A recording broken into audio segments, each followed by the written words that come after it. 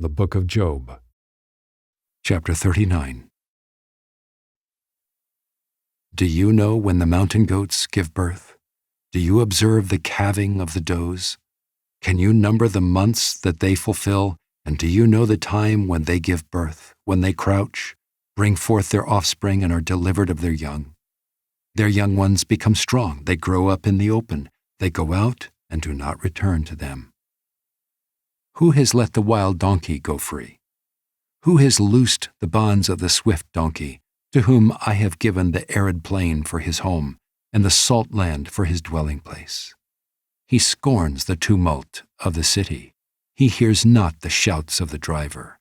He ranges the mountains as his pasture, and he searches after every green thing.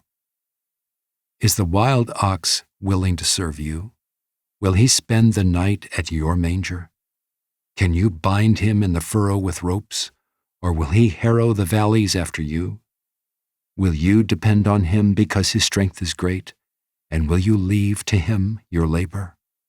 Do you have faith in him that he will return your grain and gather it to your threshing floor? The wings of the ostrich wave proudly, but are they the pinions and plumage of love? For she leaves her eggs to the earth and lets them be warmed on the ground, forgetting that a foot may crush them and that the wild beast may trample them.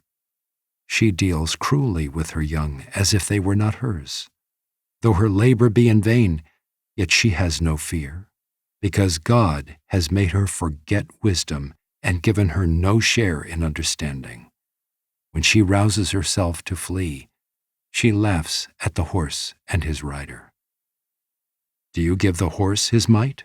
Do you clothe his neck with a mane? Do you make him leap like the locust? His majestic snorting is terrifying. He paws in the valley and exults in his strength. He goes out to meet the weapons. He laughs at fear and is not dismayed. He does not turn back from the sword. Upon him rattle the quiver, the flashing spear, and the javelin. With fierceness and rage, he swallows the ground. He cannot stand still at the sound of the trumpet. When the trumpet sounds, he says, "Aha!" He smells the battle from afar, the thunder of the captains and the shouting. Is it by your understanding that the hawk soars and spreads his wings toward the south? Is it at your command that the eagle mounts up and makes his nest on high?